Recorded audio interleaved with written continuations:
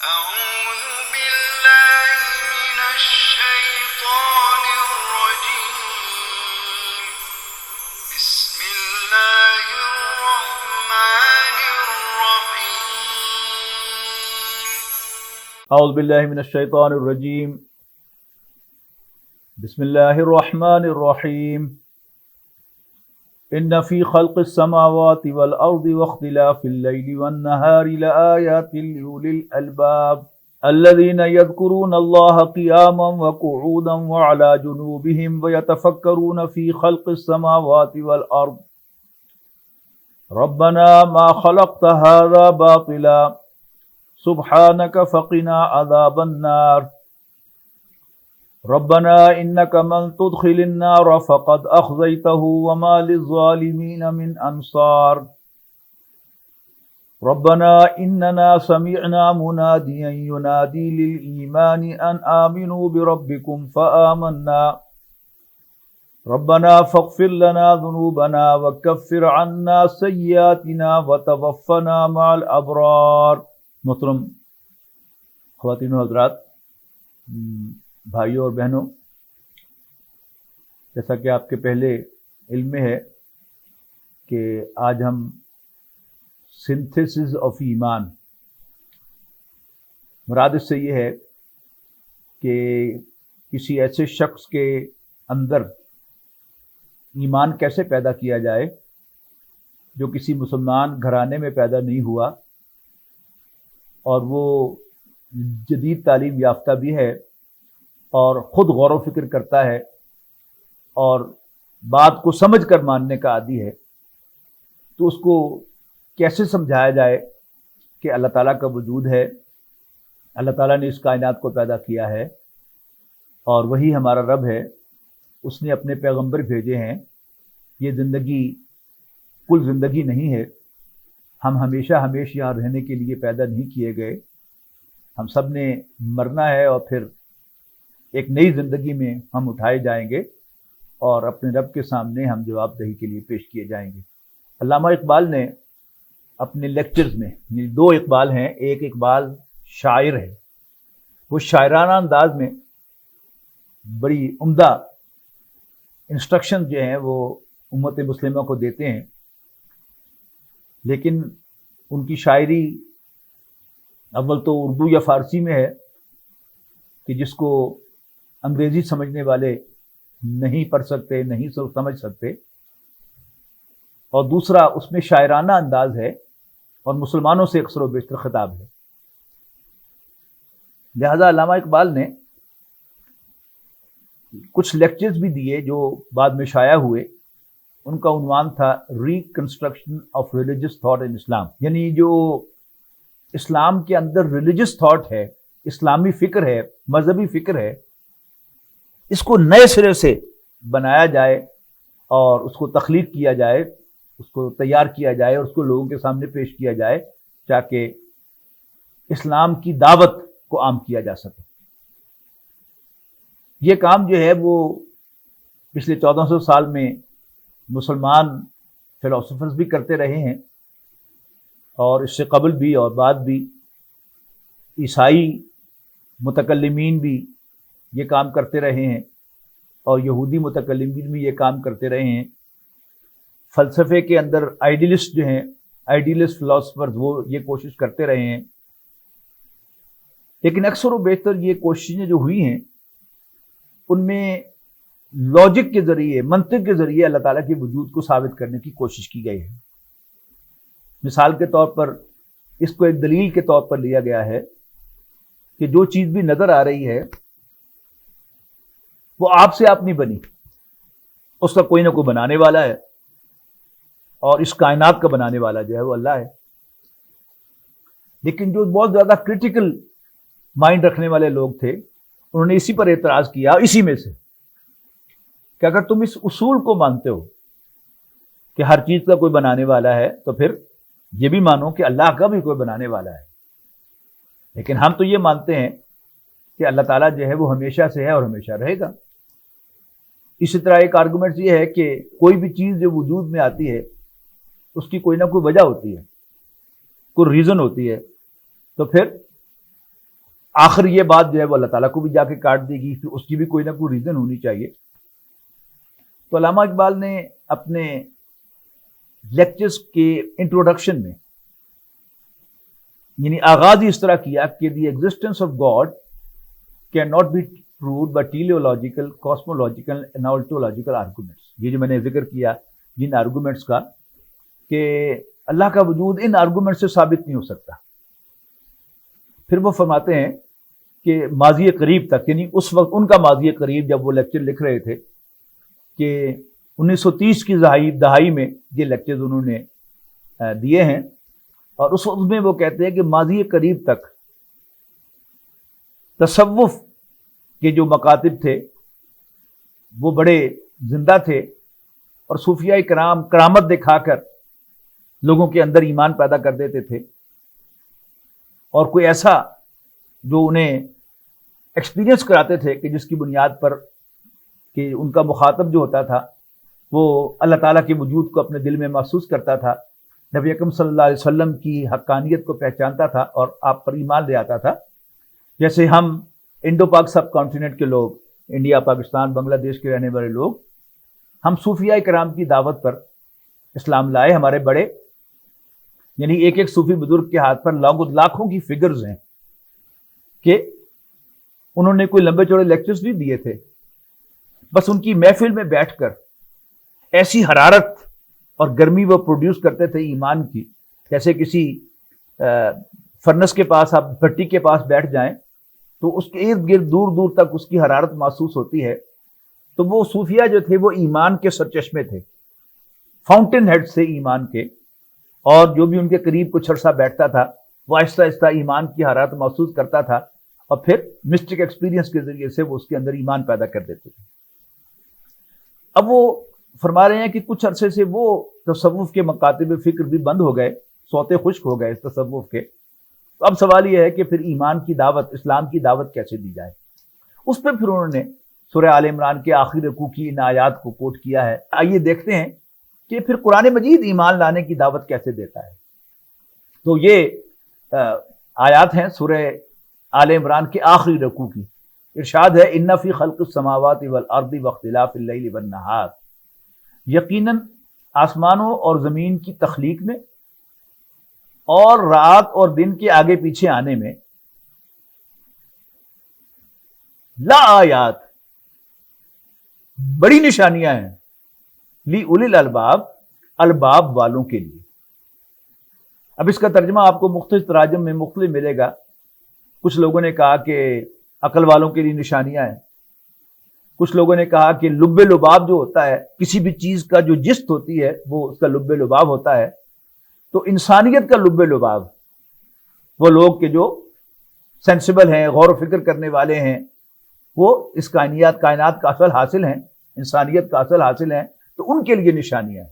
پھر ایک مطلب الباب کا دل بھی ہے، ہارٹ، تو دل والوں کے لیے نشانیاں ہیں۔ یہ انشاءاللہ ہم اگلی نشست میں اس کی وضاحت کریں گے کہ پھر وہ دل والے کون ہیں اور کس طرح یہ ان کے لیے نشانیاں ہیں۔ لیکن یہاں صرف ابھی اتنا نوٹ کر لیجئے کہ آسمانوں اور زمین کی تخلیق اور رات اور دن کے آگے پیچھے آنے میں یقیناً الباب والوں کے لیے نشانیاں ہیں۔ اب یہ قرآن مجید میں یہ مضمون جو ہے وہ کئی صورتوں میں پھیلا ہوا ہے، خاص طور پر جن صورتوں کے اندر کثرت سے اللہ تعالیٰ کی نشانیوں کا تذکرہ ہے، ان میں ایک بڑی جانی پہچانی سورت رحمان ہے، پھر اس کے ساتھ سورت واقعہ ہے، پھر سورت یونس ہے، پھر سورت روم ہے، پھر سورت نحل ہے، سورت انعام ہے۔ ان میں کثرت کے ساتھ نشانیوں کا تذکرہ ہے۔ سورہ بقرہ کی آیت نمبر 164 میں یہ نشانیاں جو ہے وہ ایک ہی آیت کے اندر اکٹھی کی گئی ہیں، بہت ساری نشانیاں، اس کو بھی دیکھتے ہیں۔ ان فی خلق السماوات والارض واختلاف اللیل والنہار، یقیناً آسمانوں اور زمین کی تخلیق اور رات اور دن کے آگے پیچھے آنے میں، والفلک التی تجری فی البحر بما ینفع الناس، اور وہ کشتیاں کہ جو سمندر میں چلتی ہیں وہ اٹھا کر جو انسانوں کو فائدہ دیتا ہے، یعنی تجارتی سامان یہ بحری جہازوں کے ذریعے، کشتیوں کے ذریعے یہ ایک جگہ سے دوسری جگہ منتقل ہوتا ہے، جس سے انسانوں کو فائدہ ہوتا ہے۔ اچھا، اس میں ایک ایک چیز کے اندر کئی نشانیاں ہیں۔ یہ کشتی جو ہے یہ پانی کی سطح پر چلتی ہے. یہ بھی کیا اللہ کی نشانی ہے کہ اللہ تعالیٰ نے انسان کو سجھایا کہ یوں کر کے اس کی شیپ بنائی جائے تو یہ پانی میں ڈوبے گی نہیں بلکہ بڑا بھاری بوجھ اٹھا کر چلے گی. اور پھر اس کے ذریعے سے انسان جو کاروبار کرتا ہے، اپنا سامان ایک جگہ سے دوسری جگہ ٹرانسپورٹ کرتا ہے، خود جو ہے وہ ایک جگہ سے دوسری جگہ موو کرتا ہے. وما انزل اللہ من السماء من ماء، اور جو اللہ نے پانی کی شکل میں آسمان سے نازل فرمایا ہے، فاحیا بہ الارض بعد موتها، کہ پھر اس پانی کے ذریعے سے اللہ تعالیٰ زمین کو اس کے مر جانے کے بعد زندہ کرتا ہے. یعنی بنجر خشک زمین، انفرٹائل زمین، بیرن زمین جو ہے وہ دوبارہ فرٹائل ہو جاتی ہے اور اس میں چیزیں اگتی ہیں. وبث فیہا من کل دابۃ، اور اس نے زمین پر طرح طرح کے جو جانور ہیں وہ پھیلا دیے ہیں. وتصریف الریاح، اور ہواؤں کے چلنے میں. والسحاب المسخر بین السماء والارض، اور وہ بادل کے جو آسمان اور زمین کے درمیان معلق ہیں اس میں لا آیات، یقیناً بہت سی نشانیاں ہیں، لقوم یعقلون، سینسیبل لوگوں کے لیے، عقل والوں کے لیے. اب یہاں تھوڑا سا وقت توقف کر کے ہم یہ غور کرتے ہیں کہ کیا نشانی ہوتی کیا ہے. دیکھیے، نشانی کا لفظ ہم اردو زبان میں کہاں استعمال کرتے ہیں؟ یہ میرے والد مرحوم کی نشانی ہے، یہ میری ایف ایس سی کے زمانے کی نشانی ہے، یہ میرے پروفیشنل اسکول کی نشانی ہے، یہ میری یونیورسٹی کی نشانی ہے، یہ میرے بچپن کی نشانی ہے. ہوتا کیا ہے کہ جب آپ کسی چیز کو دیکھتے ہیں تو اس چیز کو دیکھ کر کوئی اور چیز آپ کو یاد آتی ہے. یعنی دیکھی تو آپ نے وہ ایک کتاب تھی یا وہ سپارہ کہ جس پر آپ نے یعنی ناظرہ سیکھا تھا، پڑھا تھا، وہ پرانی الماری میں پڑا ہوا مل گیا، آپ کو بچپن یاد آ جاتا ہے. اپنے استاد حافظ صاحب، قاری صاحب جنہوں نے آپ کو قرآن مجید پڑھایا تھا، یا وہ قاریہ جس نے آپ کو قرآن مجید پڑھایا تھا، وہ آپ کو یاد آتی ہیں. پھر آپ کے کلاس فیلوز آپ کو یاد آ جاتے ہیں. پھر کوئی پرانی چیز آپ دیکھتے ہیں تو آپ کو مرحوم والدین یاد آ جاتے ہیں، وغیرہ وغیرہ. تو یہ کیا ہے؟ نشانی آپ کے علم میں کوئی اضافہ نہیں کرتی، بلکہ پہلے سے معلوم کوئی شے آپ کو یاد کرا دیتی ہے. اسے کہتے ہیں نشانی. اب سوال یہ ہے کہ پھر یہ آسمانوں اور زمین کے تخلیق اور رات اور دن کا آگے پیچھے آنا اور بارشوں کا برسنا اور بادلوں کا معلق رہنا، ہواؤں کا چلنا، اس میں کیا نشانیاں ہیں؟ اب لیٹس سی دیٹ. جیسا کہ پچھلی دفعہ عرض کیا گیا تھا، انسان کی حقیقت انسان کے ضمن میں کہ اللہ تعالیٰ نے انسان کو پیدا کیا اور اس کے اندر روح ڈالی. روح کیا ہے؟ یہ ایک پرسونیفائڈ بینگ ہے، نور سے بنا ہوا. اور نور کا کام کیا ہے؟ راستہ دکھانا. اندھیرا ہو جائے تو راستہ نہیں دکھتا، روشنی ہو جاتی ہے تو راستہ دکھتا ہے. یہ انسان کے قلب میں ڈالا گیا ہے، قلب کے اندر اس کو ودیت کیا گیا ہے، اور اس کی بنیاد پر انسان کو اللہ تعالیٰ کی معرفت حاصل ہوتی ہے. کہ انسان جو نام بھول گیا تھا اللہ تعالیٰ کا، لیکن یہ یاد تھا کہ وہ بڑا پرفیکٹ ہے، اس میں کوئی نقص نہیں، کوئی خامی نہیں، اور بیکار کام نہیں کرتا، وغیرہ وغیرہ. نام بھول گیا تھا. لیکن جب ہم اس کائنات پر نظر ڈالیں گے اور دیکھیں گے کہ ہمیں اس سے فائدہ پہنچ رہا ہے، کون فائدہ پہنچا رہا ہے، تو یاد آ جاتا ہے کہ ہو نہ ہو یہ وہی ہے میرا رب اللہ، جس کو میں نے دیکھ رکھا ہے، جس کو میں جانتا اور پہچانتا ہوں، اور اسی کی بندگی مجھے کرنی ہے. اب یہ کیسے ہم کریں گے؟ اس کے لیے قرآن مجید کی کچھ اور آیات کا حوالہ ہم دیکھتے ہیں. سورہ واقعہ میں 4 نشانیاں بڑی امیزنگ، بہت ہی زبردست نشانیاں بیان کی گئی ہیں، جن میں ہم اس پروسیس کو دیکھ سکتے ہیں کہ کسی چیز کو دیکھ کر ہم نے کیا کیا نوٹ کرنا ہے کہ ہمیں اللہ یاد آئے گا. سب سے پہلی چیز فرمایا افرائیتم ما تمنون، کیا تم نے کبھی دیکھا، کبھی غور کیا؟ ما تمنون، تم عورت کے رحم میں، اس کی یوٹرس میں کیا ٹپکاتے ہو؟ صرف ایک گندے پانی کی بوند؟ لیکن اس کے بعد اس کے ساتھ کیا ہوتا ہے، وہ کیسے گندے کی پانی کی بوند جو ہے بچہ بن جاتی ہے، انسان بن جاتی ہے، ہمیں تو پتہ بھی نہیں ہے. اور ایسا معلوم ہوتا ہے کہ جیسے اللہ تعالیٰ نے عورت کو ڈیزائن کیا ہے اس کے لیے، اس کو پروڈیوس کیا اس کے لیے، کہ اس کی بایو کیمسٹری اور اس کے ہارمونل سسٹم، اس کی اینیٹمی، وہ سب کچھ جو ہے وہ اس نطفے کو، اس سپرم کو پروسیس کرنے کے لیے اللہ تعالیٰ نے بنائی ہے. Can it be an accident? دیکھیے ایکسیڈنٹ جو ہے وہ کیا ہوتا ہے؟ ہر ان پلانڈ اور انوانٹیڈ انسیڈنٹ جو ہے اس کو حادثہ کہتے ہیں. یعنی آپ ایک کپ جو ہے وہ لے کے کہیں جا رہے تھے, اور آپ کا کپ لے کے جانے کا مقصد کیا تھا کہ میں یہ کافی کا کپ جو ہے وہ کسی کو پیش کروں گا. راستے میں آپ کو ٹھوکر آئی, وہ گر گیا, کپ ٹوٹ گیا, تو یہ آپ کی پلاننگ میں شامل نہیں تھا, یہ تھا ایکسیڈنٹ. اور اس سے ہمیشہ ڈسٹرکشن ہوگی. ایکسیڈنٹس کے نتیجے میں کبھی کنسٹرکشن نہیں ہوتی. میں وہ مذاق کہا کرتا ہوں, کبھی ویسٹرن ورلڈ میں اس موضوع پر خطاب کرنے کا موقع ملے تو میں کہا کرتا ہوں کہ جی میں تو تھرڈ ورلڈ سے آیا ہوں, ہمارے ہاں تو ایسے ایکسیڈنٹ نہیں ہوتے کہ جس میں کوئی کنسٹرکشن ہو, کہ دو کاریں ٹکرائیں اور ان دونوں کاروں کے اچھے اچھے پرزے مل کے ایک اچھی سی کار بن جائے. آپ ڈیولپڈ کنٹریز میں رہتے ہیں, شاید آپ کے یہاں ایسے ایکسیڈنٹس ہوتے ہوں, یقیناً آپ کے یہاں بھی ایسے ایکسیڈنٹس نہیں. According to thermodynamics, whenever there is a movement, جب بھی کوئی حرکت ہوگی جس کے پیچھے کوئی پرسونیفائڈ بینگ, کوئی ایک باقاعدہ ذی شعور وجود نہ ہو, مشین نہیں, ایک ذی شعور ذہن اور پرسن نہ ہو, اس وقت تک وہ موومنٹ ہمیشہ ڈس آرڈر کی طرف جائے گی. وہ اب تو نوجوان نسل تو شاید میری بات کو نہ سمجھ سکے, بڑے سمجھ سکتے ہیں. وہ چھاج ہوتا تھا نا, کہ وہ دانے صاف کرنے والی خاتون اس چھاج کو خاص طریقے سے ہلاتی تھی, تو اس کے جو پتھر ہوتے تھے, روڈ ہوتے تھے, وہ ایک طرف ہو جاتے تھے اور دانے جو ہے وہ ایک طرف ہو جاتے تھے. یہ کیا ہے؟ یہ ایک آرڈرلی موومنٹ ہے. اور ویسے ہی جو ہے وہ دھکے شکے آئیں اس کو, تو کبھی بائی ایکسیڈنٹ تو ایسا ہو سکتا ہے کہ اس میں سے روڈ اور دانے علیحدہ ہو جائیں, لیکن ہمیشہ یہ ایکسیڈنٹ نہیں ہوتا. تو افرأیتم ما تمنون, کیا تم نے کبھی غور کیا کہ تم کیا ٹپکاتے ہو؟ انتم تخلقونہ, کیا اس بوند کو تم پروڈیوس کرتے ہو؟ کیا اس سے تم بچہ بناتے ہو؟ ام نحن الخالقون, یا ہم اس کے پیدا کرنے والے ہیں. یقیناً ہمیں تو معلوم بھی نہیں کہ عورت کے رحم میں اس کے ساتھ کیا ہوتا ہے, لیکن ہمیں تو صرف 8-9 ماہ کے بعد ایک بچہ جو ہے وہ ڈیلیور کر دیتی ہے خاتون, لیکن ہمیں معلوم نہیں ہے.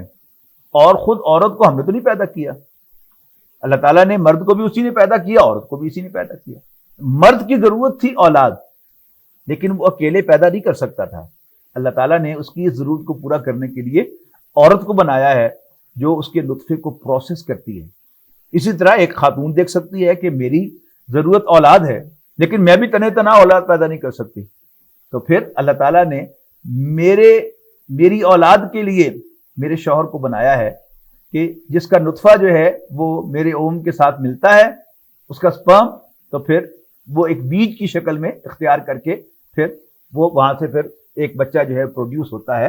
تو بڑے خوبصورت الفاظ, افرأیتم ما تمنون انتم تخلقونہ ام نحن الخالقون. اس کے بعد فرمایا آیت نمبر 63 میں, افرأیتم ما تحرثون, کیا تم نے کبھی غور کیا تم بوتے کیا ہو؟ ایک چھوٹا سا دانا گندم کا. انتم تزرعونہ, کیا تم اس کو اگاتے ہو؟ یعنی انسان تو صرف وہ بیج جو ہے وہ زمین میں چھپاتا ہے, بوتا ہے, لیکن وہ بیج پھر اس کے ساتھ کیا ہوگا؟ وہ پھٹے گا اور اس میں سے ایک چھوٹا سا پودا نمودار ہوگا, اور پھر وہ پھلے پھولے گا, اور ایک دانے سے 500-700 دانے جو ہیں بن جائیں گے. انسان کو تو پتہ بھی نہیں, لیکن یہ دانا جو ہے یہ کس کی ضرورت ہے؟ گندم کون کھاتا ہے؟ میں کھاتا ہوں, آپ کھاتے ہیں. تو افرأیتم ما تحرثون, کیا تم نے کبھی غور کیا کہ تم بوتے کیا ہو؟ انتم تزرعونہ, کیا تم اس کو اگاتے ہو؟ ام نحن الزارعون, یا ہم اس کے اگانے والے ہیں.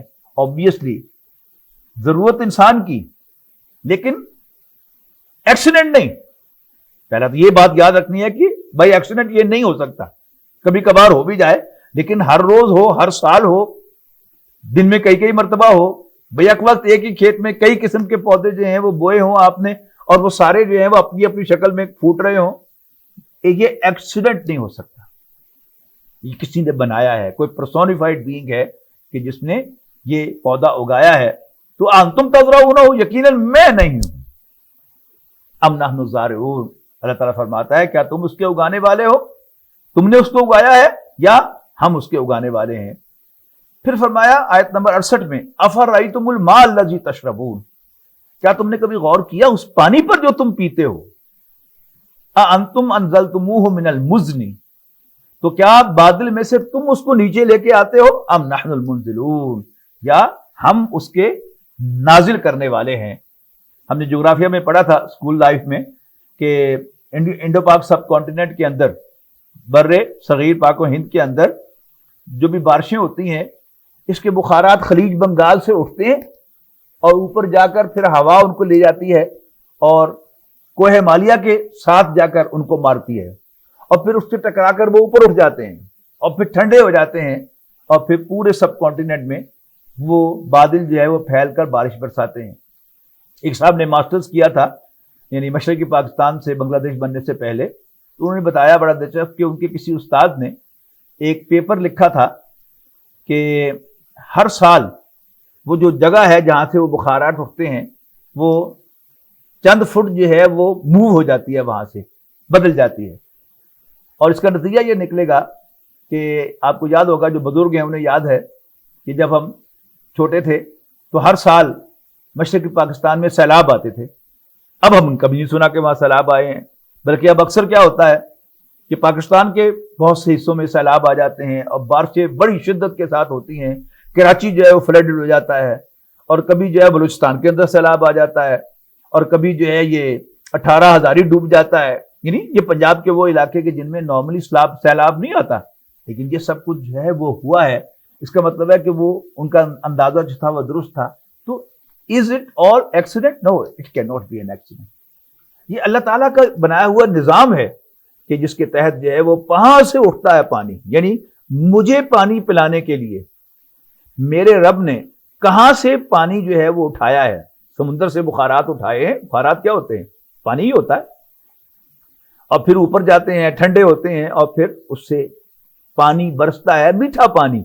اس لیے کہ آگے جا کر فرمایا، اسی آیت سے اگلی آیت جو ہے اس میں فرمایا کہ اگر ہم اس پانی کو کھاری کر دیں تو پھر تم باتیں بناتے رہ جاؤ گے۔ تو اللہ تعالیٰ نے میری پیاس بجھانے کے لیے یہ پانی اور بارش کی شکل میں اتارا ہے میرے اوپر، کہ جس میں سے میں پانی حاصل کر کے پیتا ہوں۔ یہی پانی زمین میں جذب ہوتا ہے، اور پھر میں اس کو یعنی پمپ کے ذریعے سے یا کنویں میں سے میں ڈول ڈال کر نکالتا ہوں، تو ہے تو وہ بارش کا پانی۔ اور یہ جو تبدیلیاں ہم دیکھ رہے ہیں کہ اللہ تعالیٰ نے جو نظام بنایا تھا اس میں زیادہ جو تھی وہ مٹی تھی، اور اس میں سے پانی جذب ہوتا تھا، سیپ ہوتا تھا، اور سب سائل فائل نکلتا تھا۔ نتیجہ کیا ہے؟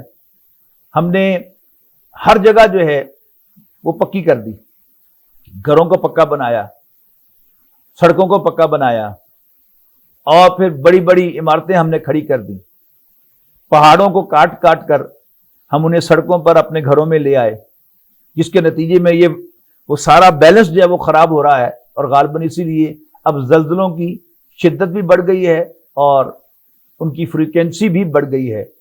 اب زیادہ کثرت سے زلزلے آتے ہیں اور شدت کے ساتھ آتے ہیں۔ تو یہ سب اللہ تعالیٰ کا بنایا ہوا نظام ہے۔ اور پانی کیا ہے؟ ہم زمین میں سے وہ پانی نکال رہے ہیں اور اس کو نالیوں میں ہم بہا رہے ہیں، سمندر میں جا کے پھینک رہے ہیں۔ اور اگر اس کی بجائے وہ پانی جو ہے وہ زمین ہی کے اندر جذب ہو تو پھر ہمیں وہ دوبارہ یعنی پینے میں کے لیے بھی کام آئے گا، کھیتی باڑی کے لیے بھی کام آئے گا، ہم اس کو پمپ کر کے باہر نکالیں گے۔ تو وہ سارا نظام جو ہے وہ کس کا ہے؟ بنایا ہوا ہے وہ نمبر ایک وہ آپ سے آپ نہیں ہوا، کسی نے بنایا ہے، ایکسیڈنٹ نہیں ہے۔ اور پھر وہ کون کر رہا ہے؟ وہ کوئی میرا ہی ہونا چاہیے نا، میرا غیر تو نہیں ہو سکتا۔ جو میرا ہے، میری دیکھ بھال کرتا ہے، میرا خیال رکھتا ہے، اور وہ یاد آ رہے گا وہ یہ تو وہی اللہ ہوگا جو میرا رب ہے، جس کو میں نے دیکھا تھا، پہچانا تھا، اس سے وعدہ کیا تھا، گواہی دی تھی۔ وہ جو سورہ اعراف میں ہے کہ اللہ تعالیٰ نے تمام ارواح کو اکٹھا کیا، ان کو ایک وجود بخشا، پیدا کیا، اور ان سے سوال کیا الستو بربکم، کیا میں تمہارا رب نہیں ہوں؟ قالوا بلا، تو ان سب نے کہا یس انڈیڈ، کیوں نہیں، ہم گواہی دیتے ہیں کہ تو ہمارا رب ہے۔ شہیدنا، اللہ تعالیٰ نے فرمایا کل کو یہ نہ کہنا کہ ہمیں تو پتہ ہی نہیں تھا، یا یہ کہو کہ ہمارے بڑے بڑے باپ دادوں نے شرک کیا تھا، ہم تو جب ان کے پیروکار تھے، ان کی اولاد تھے، تو کیا اللہ ہمیں تو سزا دے گا ان کی وجہ سے؟ تو فرمایا کہ تم مجھے دیکھ رہے ہو، پہچان رہے ہو، اب بھولنا مت۔ اس کے بعد آگے چلیے، نیکسٹ فرمایا افرأیتم النار الذی تورون، کیا تم نے اس آگ کو دیکھا ہے، کبھی غور کیا ہے؟ الذی تورون، کہ جو تم جلاتے ہو۔ یعنی قرآن مجید جب نازل ہو رہا تھا تو آگ درختوں سے جلائی جاتی تھی، لکڑی سے جلائی جاتی تھی، تو اسی کے مطابق کہا انتم انشأتم شجرتها، کیا تم نے اس کے درخت کو بلند کیا تھا؟ ام نحن المنشئون، یا ہم اس کو بلند کرنے والے ہیں، ہم اس کو پروان چڑھانے والے ہیں۔ obviously یہ سب اللہ تعالیٰ ہی کی مہربانی ہے، اللہ تعالیٰ نے ہماری زندگی کو برقرار رکھنے کے لیے، ہمارے چولہے کو جلانے کے لیے یہ سب کچھ کیا۔ آج ہم جس دور میں رہ رہے ہیں، ہم لکڑی کم جلاتے ہیں، پیٹرول اور گیس یہ ہم زیادہ جلاتے ہیں۔ اب اس کے بارے میں بھی یہ سوال ہے کہ یہ پیٹرول کہاں سے نکلتا ہے؟ ہزاروں فٹ زمین کے نیچے سے یہ پیٹرول جو ہے وہ نکلتا ہے۔ کس نے بنایا؟ کون اس کو استعمال کر رہا ہے؟ ایکسیڈنٹ نہیں ہو سکتا، یہ میرے اور آپ کے لیے ہمارے رب نے یہ ضرب بنائے ہیں۔ اور گیس اور پیٹرول سمندر کی بھی اس کی گہرائی کا اندازہ لگائیے، میلوں میں ہوتی ہے، کلومیٹرز میں ہوتی ہے، اس کے بھی 5000 فٹ نیچے اور 10,000 فٹ نیچے جو ہے وہ گیس کے ذخائر اللہ تعالیٰ نے رکھے ہوئے ہیں، کہ جس سے ہمارے گھر کا چولہا جلتا ہے، جس سے ہماری گاڑیاں چلتی ہیں، جس سے ہمارے جہاز چلتے ہیں، جس سے ہمارے ہوائی جہاز چلتے ہیں، جس سے ہماری انڈسٹری کا پہیہ چلتا ہے، بجلی بھی اسی سے ہم بنا رہے ہیں۔ تو یہ سب کچھ جو کیا ہے کہ غور کیا جائے تو یہ سب اللہ تعالیٰ کے بندوبست ہیں ہمارے لیے۔ تو وہ کون ہے جو یہ سب کچھ میرے لیے کر رہا ہے؟ وہ میرا رب ہے۔ دو نشانیاں سورہ نحل کی، اس کو بھی ذرا نوٹ کر لیں۔ سورہ نحل کی آیت نمبر 66 میں فرمایا 66 ان لکم فی الانعام لعبرہ، یقیناً تمہارے لیے اے انسانوں چوپایوں میں بھی عبرت ہے، سبق ہے۔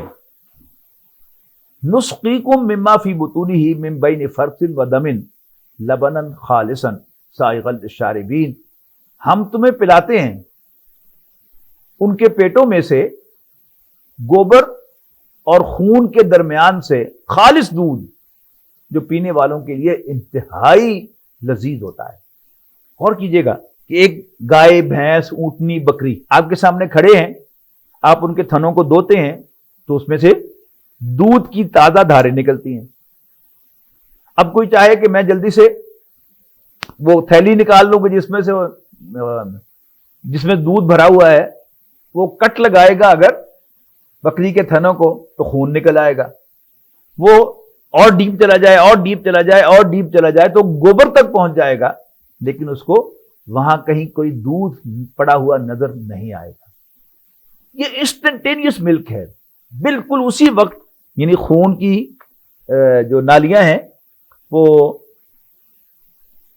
میموری گلینڈ جو ہیں جانور کے، اس میں سے گزرتی ہیں، تو ان کو اللہ تعالیٰ نے ٹرینڈ کیا ہوا ہے، پروگرام کیا ہوا ہے کہ اس میں سے وہ دودھ جو ہیں وہ کشید کر لیتی ہیں، اور پھر جو گوالا دونے والا ہے وہ اس میں سے دودھ جو ہے وہ دو لیتا ہے۔ تو سوال یہ ہے کہ یہ دودھ اللہ تعالیٰ نے کس کے لیے بنایا ہے؟ یعنی اللہ تعالیٰ نے بکری کو، بھیڑ کو، گائے کو، بھینس کو، اونٹنی کو بنایا، وہ کھاتی کیا ہے؟ وہ کھاتی کیا ہیں؟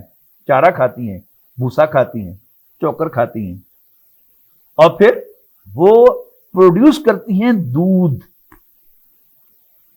اور مزے کی بات کیا ہے کہ انسان کی ساری ترقی اور ڈیولپمنٹ اپنی جگہ پر ہے، سائنس اور ٹیکنالوجی کہاں پہنچ گئی، آج تک بھی انسان دودھ کا ایک قطرہ پیدا نہیں کر سکا۔ وہ سارے دودھ جو کمپنیاں بنا رہی ہیں، وہ ڈرائی ملک ہوں یا دوسرے ہوں، وہ اصل میں وہ بھینسوں، گایوں اور بکریوں کے دودھ ہی کو پروسیس کر کے بنائے جاتے ہیں۔ اس میں ملاوٹیں کی جاتی ہیں، اس میں کچھ کیمیکل وغیرہ بھی ڈال کر اس کی مقدار بڑھائی جاتی ہے، لیکن اصل جو بیس ہے وہ وہی دودھ ہے جو اللہ تعالیٰ پروڈیوس کرتا ہے۔ انسان دودھ پروڈیوس نہیں کر سکا آج تک، اور انشاءاللہ کر بھی نہیں سکے گا۔ آگے چلیں، فرمایا وَأَوْحَى رَبُّكَ إِلَى النَّحْلِ، تیرے رب نے شہد کی مکھی کو وحی کی. وحی کیا ہوتی ہے؟ یعنی فزیکل جو چینلز ہیں ان سے ہٹ کر کسی میٹا فزیکل چینل سے کوئی بات کسی کو کنوے کرنا، جیسے ڈائریکٹلی کسی کے دل میں بات ڈالنا، کسی کو خواب دکھانا، کسی کو ایسا محسوس ہونا جیسے میں نے اپنے کانوں سے آواز سنی ہے لیکن انفیکٹ وہ آواز وہاں پر نہ ہو. تو یہ سب کے لیے وحی کا اطلاق ہوتا ہے. وَأَوْحَىٰ رَبُّكَ، اور ہم نے وحی کی، اور تیرے رب نے وحی کی شہد کی مکھی کو. وہی پروگرامنگ جو ہے وہ بھی وہی ہے کہ اللہ تعالیٰ نے ڈائریکٹلی اس کو یہ چیز جو ہے وہ سکھا دی ہے، ان اتخذی من الجبال بیوتا، کہ تو پہاڑوں پر گھر بنا، اور اسی طرح درختوں کے اوپر اور وہ چھتریاں جو بنائی جاتی ہیں جن پر بیلیں چڑھتی ہیں ان کے اوپر اپنے گھر بناؤ، اور پھر اپنے رب کے بتائے ہوئے راستوں پر چلتے ہوئے، اگلی آیت ہے کہ پھر اپنے رب کے بتائے ہوئے راستوں پر چلتے ہوئے تم پروڈیوس کر، اللہ تعالیٰ پروڈیوس کرتا ہے ان کے پیٹوں میں سے شہد مختلف رنگوں کا، اور وہ کیا ہے؟ شفاء فیہ شفاء للناس، اس میں لوگوں کے لیے شفا ہے. اور شہد بھی پروڈیوس کرتی ہے شہد کی مکھی، لیکن شہد کھاتا کون ہے؟ شہد پیتا کون ہے؟ اب یہ جو شہد اللہ تعالیٰ نے بنائی کس کے لیے؟ میرے لیے، ناظرین آپ کے لیے. تو اس پر ہم اللہ تعالیٰ کا کتنا بھی شکر ادا کریں. یعنی گائے بھینس بکری، پھر تو بھئی آپ کہتے ہیں نا کہ اس کا چھوٹا بچہ جو ہوتا ہے نیو بورن، نومولود، وہ اس میں سے دودھ پیتا ہے، لیکن وہ پیٹ بھر کر بھی پی لیتا ہے اور پھر بھی وہ بچ جاتا ہے. اور بلکہ جو لوگ گائے بھینسیں پالتے ہیں انہیں معلوم ہے کہ اگر کہیں کوئی بچہ جو ہے گائے بھینس کا وہ خود بخود جو ہے وہ رسا توڑا کر کھل جائے اور وہ اپنی ماں میں کے دودھ میں سے بہت زیادہ پی لے تو وہ بیمار پڑ جاتا ہے. تو یہ دودھ اصل میں انسانوں ہی کے لیے اللہ تعالیٰ پروڈیوس کرتا ہے، اور اس پر ہم اللہ تعالیٰ کا جتنا بھی شکر ادا کریں وہ کم ہے. اور یہ شہد جو ہے اس کا تو کوئی، شہد کی مکھی خود تو شہد کھاتی نہیں، وہ خود تو شہد پیتی نہیں، یعنی انسانوں ہی کے لیے اللہ تعالیٰ نے اس کو حکم دے رکھا ہے، اللہ تعالیٰ نے اس کو پروگرام کر رکھا ہے کہ وہ بناتی ہے. تو is it an accident? No, it can not be an accident. اس لیے کہ ایکسیڈنٹ سے ڈسٹرکشن ہوتی ہے، یہاں کوئی ڈسٹرکشن نہیں، کنسٹرکشن ہے. اور ایک پرپسفل آبجیکٹو کے ساتھ ایک چیز جو ہے بن رہی ہے، اور جو خوراک ہے کس کی؟ میری اور آپ کی. اس پر ہمیں کیا ہے؟ اللہ تعالیٰ کا شکر ادا کرنا ہے. اور شکر ادا کرنا ہم اگلے لیکچر میں انشاءاللہ پڑھیں گے. یہ بڑے بنیادی انسانی اوصاف میں سے ہے کہ اگر انسان کو شکر کرنے کی عادت ہو تو پھر انسان اللہ تعالیٰ کا بھی شکر گزار بنتا ہے. نبی اکرم صلی اللہ علیہ وسلم کا فرمان ہے کہ من لم یشکر الناس لا یشکر اللہ، جس نے کبھی انسانوں کا شکر ادا نہیں کیا وہ اللہ تعالیٰ کا بھی شکر گزار بندہ نہیں بن سکتا. تو اب آتے ہیں ہم واپس اپنے اصل سبق کی طرف. سورہ آل عمران کی آیات میں سے پہلی آیت ہم نے پڑھ لی، ان فی خلق السماوات والارض واختلاف اللیل والنہار لآیات لأولی الالباب. اب اگلا سٹیپ ہے کہ آپ نے اللہ تعالیٰ کو دیکھ لیا، پہچان لیا کہ وہ میرا رب ہے، اس کے جو کمالات ہیں ان کو اپریشیٹ کر لیا، آپ کے دل کے اندر اس کا شکر جو ہے وہ ہو گیا پیدا، تو آپ کو اللہ تعالیٰ سے محبت ہو گئی. اور جس چیز سے انسان کو محبت ہوتی ہے وہ لازماً اسے کھڑا ہوا، بیٹھا ہوا اور اپنی کروٹوں میں، اپنے خوابوں میں یاد کرتا ہے. ایک بچہ ہے کہ وہ تقاضا کرتا ہے اپنے والد سے، اپنی والدہ سے کہ آپ مجھے بیبی سائیکل دے دیں. والدین کسی مصلحت کے تحت نہیں کرتے، لیکن بچے پر یہ بھوت سوار ہوتا ہے کہ میں نے سائیکل لینی ہے، اور وہ سائیکل کے بغیر بھی چلتے ہوئے یوں کرتا ہے کہ جیسے وہ سلپ لگا رہا ہے اس کے ساتھ، یوں کر کے یوں کر کے اس کے ون ویلنگ کر رہا ہے. یہ کیا ہے؟ یہ اس کا یاد رکھنا ہے اس چیز کو جس سے وہ پیار کرتا ہے، جس سے وہ محبت کرتا ہے. اگرچہ زبان کے ساتھ نہیں، وہ سائیکل نہیں کر رہا، لیکن اس کے ذہن پر وہی سوار ہے، کھڑے ہوئے، بیٹھے ہوئے اور لیٹے ہوئے، یہاں تک کہ خوابوں میں بھی وہ سائیکل ہی کو یاد کرتا ہے. اب جب ہم اللہ تعالیٰ کو یاد کریں گے، پہچان کر یاد کریں گے اس کی تمام خوبیوں کے ساتھ، اس کے تمام کمالات کے ساتھ، کہ وہ سب کچھ کر سکتا ہے، وہ سب کچھ جانتا ہے، وہ بڑا دانا ہے، بڑا حکیم ہے، وہ بڑا کیئر کرنے والا ہے، اور وہ بڑا خیال رکھنے والا ہے، اور وہ عدل کرنے والا ہے. اور ساتھ ہی ساتھ ہم یہ دیکھ رہے ہوں گے کہ اللہ تعالیٰ جو ہے وہ حاکم ہے اس پوری کائنات کا، اس کو چلانے والا ہے۔ یہ مضمون بڑی خوبصورتی کے ساتھ سورۃ المومنون میں آیا ہے۔ فرمایا، آیت نمبر 115 ہے سورۃ المومنون کی، افحسبتم انما خلقناکم عبثا، کیا تم یہ سمجھتے ہو کہ ہم نے تمہیں بیکار پیدا کیا؟ وانکم الینا لا ترجعون، اور یہ کہ تم ہماری طرف لوٹائے نہیں جاؤ گے۔ یہ بڑی اہم بات ہے کہ ہر سینسیبل آدمی، سینسٹیو مائنڈ کا آدمی، وہ جب اس کائنات میں ایک طرف تو یہ پہچانتا ہے کہ یہ کائنات اللہ نے بنائی ہے، وہی اس کو چلا رہا ہے اور وہی اس کا حاکم ہے، اور اس کے تحت انسان جو ہیں وہ یہاں پر کچھ اختیار دیا گیا ہے انسانوں کو، لیکن اگر یہ مان لیا جائے کہ انسانوں کو پوچھنے والا کوئی نہیں ہے تو پھر ایک بڑی پریشانی جو اسے لاحق ہوگی کہ یہ کیسا، یہ تو اندھیر نگری ہے، یہاں تو کوئی کسی کا پرسان حال نہیں ہے۔ جبکہ اللہ تعالیٰ جو ہے اس کے شایان شان یہ نہیں ہے کہ وہ زیادتی کرے یا وہ زیادتی کو الاؤ کرے یا زیادتی کو پروموٹ کرے۔ اس کے مقابلے میں انسان جب غور کرے گا اور اللہ کو یاد رکھے گا تو وہ سمجھے گا کہ اللہ تعالیٰ اس پر تو قادر ہے کہ وہ دوبارہ زندہ کر دے، وہ اس پر بھی قادر ہے کہ وہ اسی زندگی کو پرولونگ کر دے اور ہر ایک کو اس کے عمل کا پورا پورا بدلہ دے۔ کسی نے کوئی زیادتی کی ہے تو اس کو سزا دے، قرار واقعی سزا، اور اگر کسی نے کوئی اچھا کام کیا ہے تو اس کو میرٹ پر ریوارڈ دے، اس کو بدلہ دے، اس کو عزت دے۔ لیکن ہر سینسیبل آدمی دیکھتا ہے کہ یہاں پر ایسا ہوتا نہیں ہے، یہاں پر زیادتی کرنے والے دندناتے ہوئے اس دنیا سے چلے جاتے ہیں، اور انسانوں کے محسن وہ یہاں سے کچھ بھی لے کے نہیں جاتے۔ جب یہ سوال، جیسے گوتم بدھ کے بارے میں کہا جاتا ہے نا کہ وہ ایک کپل وستو کا شہزادہ تھا اور ایک محل کے اندر اپنی بیوی کے پہلو میں سو رہا تھا، لیکن اس نے جو دن بھر دیکھا تھا کہ ایک جنازہ جا رہا ہے جس کے آگے لوگ جو ہے وہ پیٹتے ہوئے جا رہے ہیں، روتے ہوئے جا رہے ہیں، اور تھوڑی دیر کے بعد اس نے دیکھا کہ ایک بارات جا رہی ہے اور اس بارات کے ساتھ لوگ آگے ناچتے ہوئے جا رہے ہیں۔ اب یہ چیز کیا ہے؟ یہ اسے پریشان کرتی ہے، اور وہ کہتا ہے کہ اس کائنات کی حقیقت کو جانا جائے، پہچانا جائے، یہ کیا ظلم ہو رہا ہے، یہ کیا ہو رہا ہے۔ لیکن اگر ہم اللہ تعالیٰ کو جانے، پہچانے اور یاد رکھیں کہ اس کائنات کا حاکم وہ ہے، تو پھر ہم لازماً یہ سمجھیں گے کہ یہ زندگی کل زندگی نہیں ہے۔ مثال کے طور پر ایک 70 سال کے بوڑھے نے ایک گن ہاتھ میں لی اور وہ ایک بھرے بازار میں آ گیا، کر کے اس میں 20 آدمیوں کو مار دیا، اور پھر وہاں سے بھاگنے میں کامیاب ہو گیا، یا اس نے خودکشی کر لی۔ اب سوال یہ ہے کہ وہ تو 70 سال کا بوڑھا ہے، اور آپ کہیں گے کہ اگر دنیا میں اچھا نظام ہو، عدل کا اچھا نظام ہو، پروسیکیوشن کا اچھا نظام ہو، استغاثے کا، اور پولیس جو ہے وہ جانبداری کے ساتھ کام کرنے والی ہے، تو مجرموں کو سزا دی جا سکتی ہے۔ میں کہتا ہوں کیا سزا دی جا سکتی ہے؟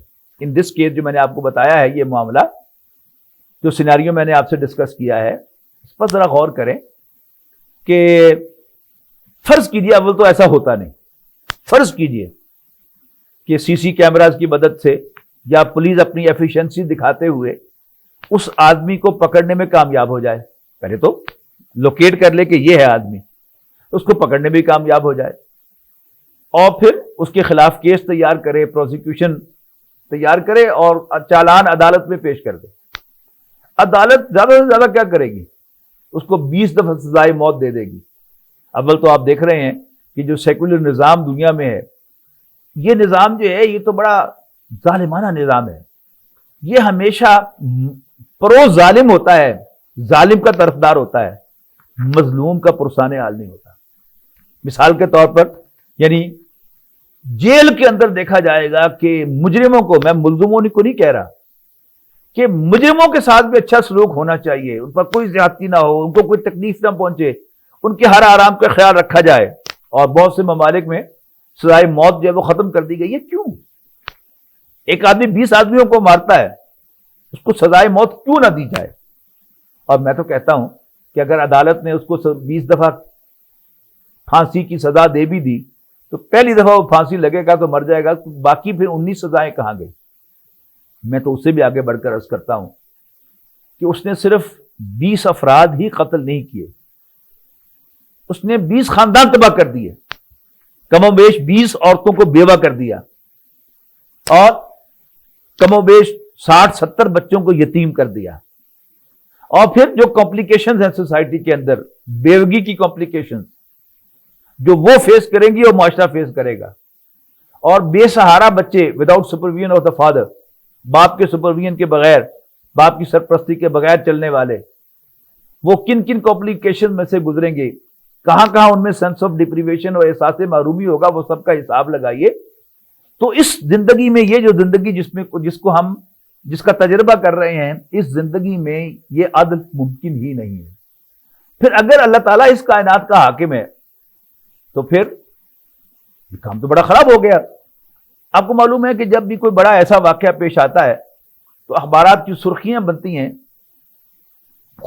سرخیاں بنتے ہیں وہ بیانات کہ اگر حکومت کو چاہیے کہ وہ مجرموں کو پکڑ کر قرار واقعی سزا دے یا مستعفی ہو جائے۔ اس کا مطلب کیا ہے کہ اگر کوئی حکومت مجرموں کو پکڑ کر قرار واقعی سزا نہیں دے سکتی تو وہ جینون حکومت نہیں ہے، وہ اچھا بادشاہ نہیں ہے، اچھی حکومت نہیں ہے، اس کو مستعفی ہو جانا چاہیے۔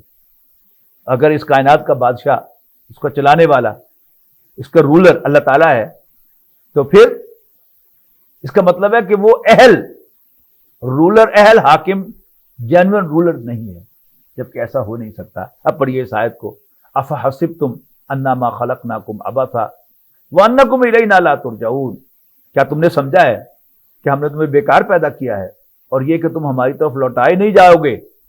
فتعال اللہ الملک الحق، بہت اونچا ہے اس سے اللہ جو حقیقی بادشاہ ہے، جینوین رولر ہے، اصل بادشاہ ہے، صحیح بادشاہ ہے، سچا بادشاہ ہے، جھوٹ موٹ کا بادشاہ نہیں ہے۔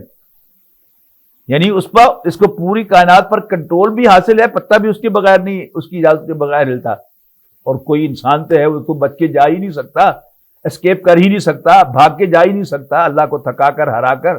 لا الہ الا ہو، اس کے سوا کوئی عبادت کے لائق نہیں ہے۔ رب العرش الکریم، وہ عزت والے عرش کا مالک ہے۔ سورۃ آل عمران کی طرف واپس جاتے ہیں کہ الذین یذکرون اللہ قیاما وقعودا وعلی جنوبہم ویتفکرون فی خلق السماوات والارض، وہ لوگ کہ جو اللہ کو یاد کرتے ہیں کھڑے بیٹھے اور اپنی کروٹوں میں لیٹے ہوئے، اور اس کائنات پر غور و فکر کرتے ہیں، اس کی تخلیق پر۔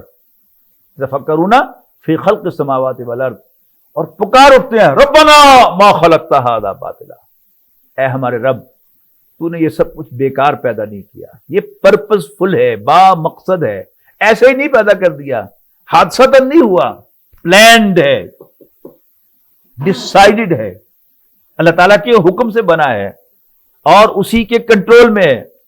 ما خلقت ھذا باطلا، تو نے یہ سب کچھ بیکار پیدا نہیں کیا، سبحانک، تو اس سے پاک ہے، تو اس سے ابو ہے، تو اس سے اونچا ہے کہ تو کوئی بیکار کام کرے۔ فقنا عذاب النار، تو معلوم ہوتا ہے کہ کچھ اور انتظام ہونے والا ہے کہ جس میں تو مجرموں کو سزا دے گا اور جو نیک کام کرنے والے تیرے فرما بردار تیرے بندے ہیں تو ان کو انعام دے گا۔ ربنا انک من تدخل النار، ربا جس کو تو نے آگ میں ڈال دیا، فقد اخزیتہ، اس کو تو نے رسوائی کر دیا، وما للظالمین من انصار، اور ظالموں کا کوئی مددگار نہیں ہے۔ اب یہاں ہم ایمان کے دو سطحوں تک پہنچ گئے۔ پہلے تو اس کائنات کو دیکھ کر اللہ یاد آ گیا، یہ معلوم ہوتا ہے کہ یہ سب کچھ اسی نے بنایا ہے، وہی چلا رہا ہے جو میرا رب ہے اور جسے میں نے دیکھا تھا، بے عیب، تمام خوبیوں والا، تمام کمالات والا، جس کو میں ڈھونڈ رہا تھا۔ وہ پچھلے سبق کو ذہن میں لائیے کہ بازار میں جوتا بھی خریدنے جاؤں تو میں آئیڈیل جوتے کی تلاش میں ہوتا ہوں، جبکہ مجھے آج تک کا تجربہ یہ بتاتا ہے کہ اس دنیا میں کوئی بے عیب شے نہیں ہے۔ آج میں گھر بناؤں گا اور اس میں لیٹسٹ فٹنگز جو ہیں وہ لگواؤں گا اور ایسا معلوم ہوگا جس میں کوئی عیب نہیں چھوڑا میں نے، لیکن کچھ ہی عرصے میں معلوم ہوگا کہ نہیں، یہ تو وہ نہیں ہے۔ اس میں یہ خامی ہے، یہ خامی ہے، یہ نقص ہے، یہ کمزوری ہے. کسی کو میں دور سے دیکھوں گا تو وہ مجھے اچھا لگے گا، میں اس سے پیار کروں گا، میں اسے حاصل کرنے کی کوشش کروں گا، اور پھر جب اس کے میں قریب جاؤں گا تو معلوم ہوگا کہ نہیں نہیں نہیں، یہ تو وہ نہیں ہے جو میں سمجھا تھا. خواب تھا جو کہ دیکھا، جو سنا افسانہ تھا. اور یہ ہمارا روز کا تجربہ ہے. یہ سب جو لو میرجز ہیں وہ اس انجام کو دیکھنا پڑتا ہے. ہاں اس کے بعد اگر انسان سینسیبل ہو، اس کو یہ بات یاد رہے کہ بے عیب تو اللہ کی یاد ہے، تو اس کی تو زندگی گزر جاتی ہے. لیکن جو اللہ تعالیٰ تک نہیں پہنچتا، اور اس نے ایک عورت کو اپنا آئیڈیل بنایا تھا، یا کسی خاتون نے کسی مرد کو اپنا آئیڈیل بنایا تھا، وہ یا ایک دوسرے کی جو ظاہری حسن تھا، جمال تھا، اس سے متاثر ہوئے تھے. لیکن جب قریب جاتے ہیں تو معلوم ہوتا ہے کہ نو میٹر کہ آپ کی بیوی جتنی مرضی حسین ہو، لیکن اگر وہ مس بیہیو کرتی ہے تو پھر آپ اس کی شکل نہیں دیکھیں گے، آپ کو غصہ آئے گا اس پر. اسی طرح کسی خاتون کا شوہر جو ہے وہ بڑا ہینڈسم ہے، اور اس نے اس کو دور سے دیکھا تھا تو اچھا لگا تھا، لیکن قریب جائے گا تو معلوم ہوگا کہ نہیں، خواب تھا جو کہ دیکھا، جو سنا افسانہ تھا. جس درجے میں ان کو ایک دوسرے میں نقص اور خامی نظر آئے گی، اسی درجے میں وہ ایک دوسرے سے دور ہٹیں گے. اس لیے کہ اللہ تعالیٰ نے محبت کا جذبہ انسان کے اندر اپنے لیے رکھا ہے. وہ خاص ہے، وہ پاک ہے، اور وہ ناپاک چیزوں کے لیے، عیب والی چیزوں کے لیے ہو ہی نہیں سکتا. تو اللہ کو پہچان لیا، اور اس کے بعد جب اللہ تعالیٰ کو یاد رکھتے ہوئے اس کائنات پر غور کرے گا. اگر اللہ تعالیٰ کو یعنی پہچاننا جو ہے وہ انشانی سے، پہلی سٹیج پر غور و فکر نہیں کرنا. پہلی سٹیج پر تو یہ محسوس کرنا ہے کہ یہ پانی کا جو گھونٹ میں نے پیا ہے، یہ دودھ جو میں نے پیا ہے، یہ نیند جو مجھے آئی ہے، یہ what's this؟ میں تھکا ہوا تھا، لیکن پھر میں نیند آ گئی مجھے، اور میں آدھے گھنٹے کے بعد اٹھا تو میں فریش ہو گیا. تو یہ کوئی ہے نا جس نے میرا بندوبست کیا ہے، یہ ایکسیڈنٹ نہیں ہوا. یہ جو میں آرام کیا ہے میں نے، یہ کوئی ایکسیڈنٹ نہیں ہوا. یہ جو مجھے اللہ نے بیوی عطا کی ہے، یہ ایکسیڈنٹ نہیں ہے. یا کوئی خاتون کہتی ہے کہ اللہ تعالیٰ نے مجھے جو شوہر دیا ہے، یہ اللہ تعالیٰ کا مجھ پر احسان ہے، یہ حادثہ نہیں ہے. اس نے میری ضرورتوں کو پورا کر رہا ہے یہ میرا شوہر، اور مرد سمجھتا ہے کہ یہ میری ایک ضرورت کو پورا کر رہا ہے یہ شخص. تو پھر کیا ہے، کس نے بنایا ہے؟ میں نے تو نہیں بنایا. نہ عورت اپنے شوہر کو بناتی ہے، نہ مرد اپنی بیوی کو بناتا ہے، لیکن بھرپور زندگی وہ ایک دوسرے کے ساتھ گزارتے ہیں. تو اگر وہ سینسیبل ہوں گے، وہ سوچیں گے کہ میں نے تو نہیں بنایا، پھر کس نے بنایا ہے؟ اللہ تعالیٰ نے بنایا ہے. تو پہلے انسان اللہ تعالیٰ تک پہنچا، اور پھر اس کے بعد وہ آخرت تک پہنچا کہ ربنا ما خلقت ھذا باطلا سبحانک فقنا عذاب النار ربنا انک من تدخل النار فقد اخزیتہ وما للظالمین من انصار. اچھا، دو چیزیں آپ ذہن میں رکھیے گا. ایک ہے انسان کا ایک کنوکشن کی حد تک ایک یقین ہونا کہ ہاں ایسا ہے، لیکن گمان بہرحال گمان ہے. مثال کے طور پر ایک واقعہ سڑک پر ایکسیڈنٹ. اب سڑک پر ایکسیڈنٹ کسی بھی وقت ہو سکتا ہے، دو کاریں ٹکرا سکتی ہیں، کوئی سڑک پار کرتے ہوئے کسی گاڑی کے نیچے آ سکتا ہے، کوئی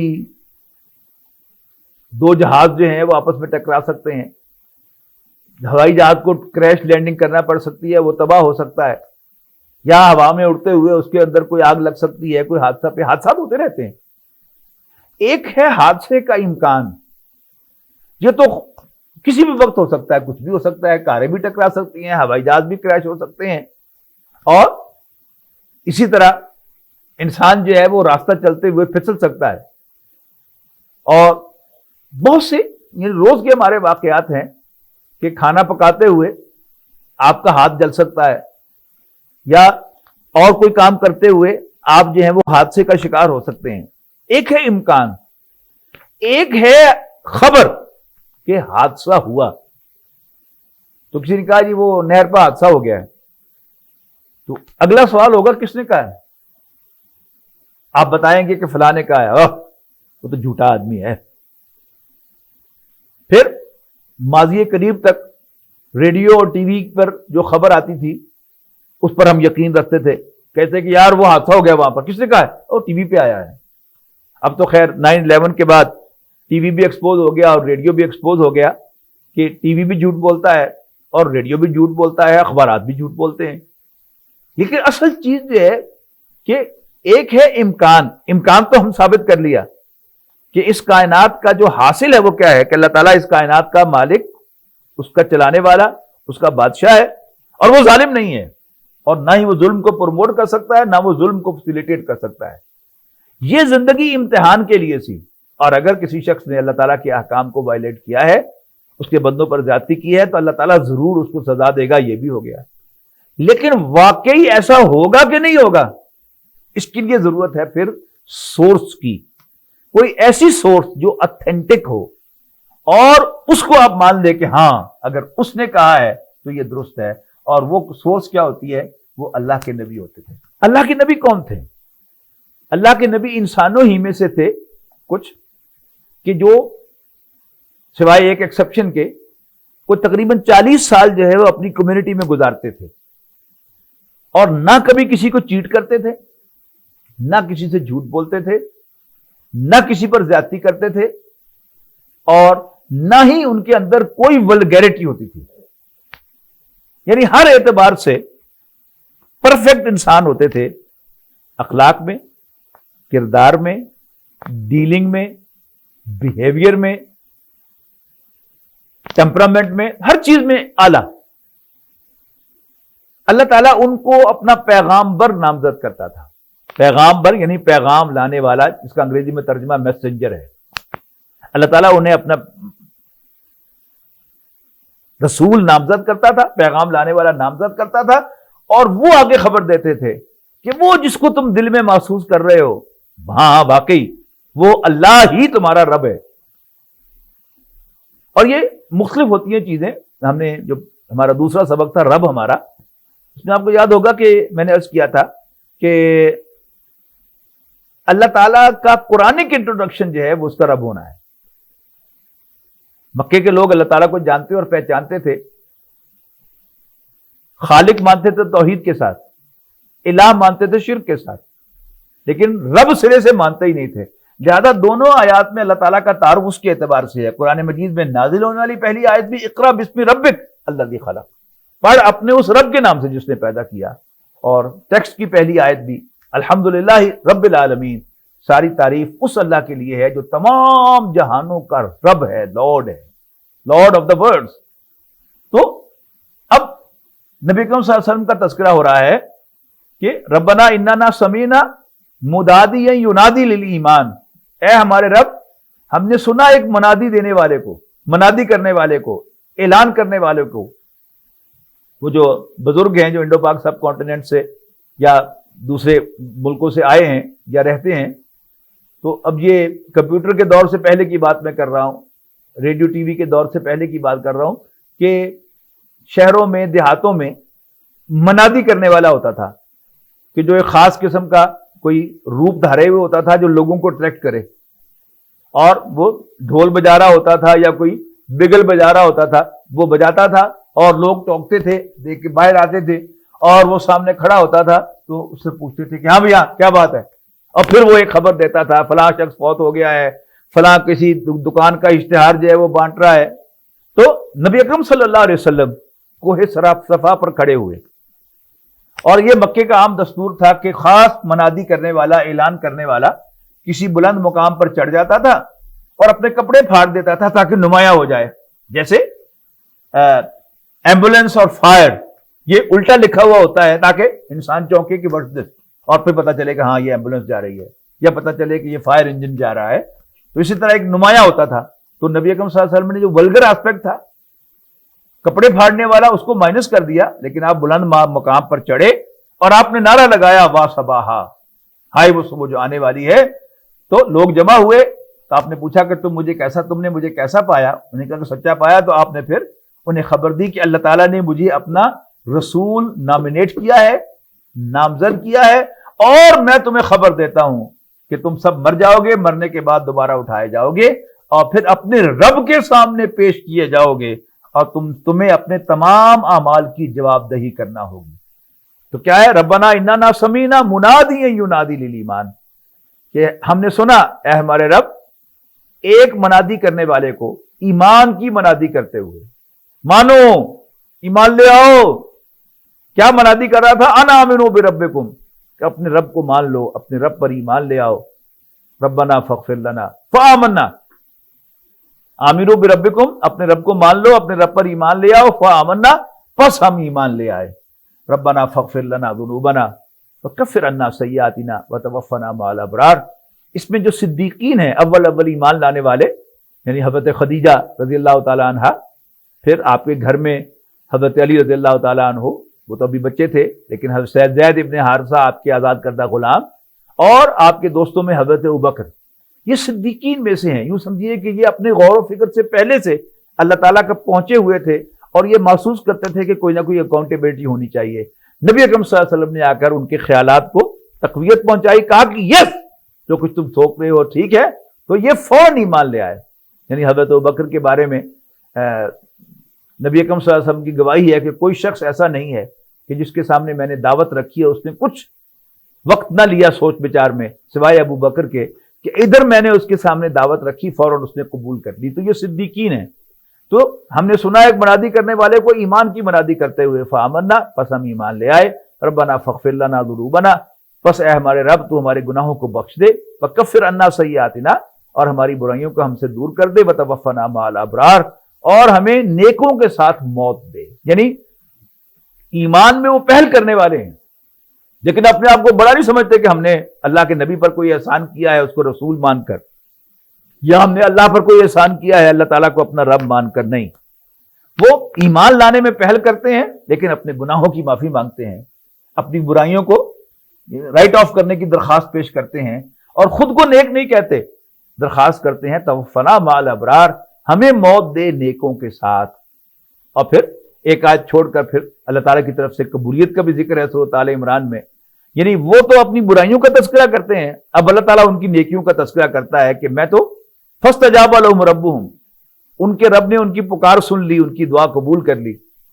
میں تو کسی بھی عمل کرنے والے کا عمل ضائع نہیں کرتا، خواہ وہ مرد ہو یا عورت ہو، چہ جائے کہ یہ لوگ فالذین ہاجروا، جنہوں نے ہجرت کی، میرے لیے سب کچھ چھوڑا، اپنے گھروں سے نکالے گئے اور اللہ کے راستے میں انہوں نے جنگ کی اور قتل ہوئے، میں لازماً ان کی برائیوں کو ان سے دور کروں گا اور انہیں ایسے باغات میں داخل کروں گا جن کے نیچے نہریں بہتی ہوں گی اللہ تعالیٰ کی طرف سے بدلے کے طور پر۔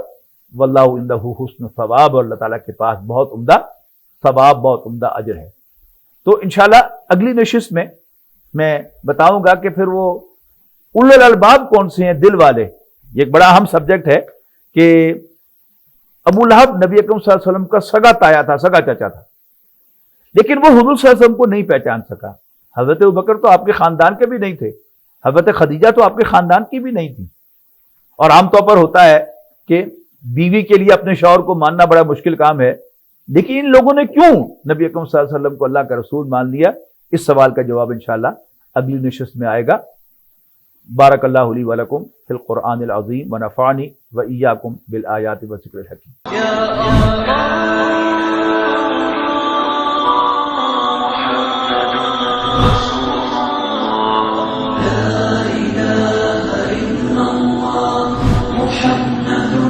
رسول الله لا إله إلا الله محمد رسول الله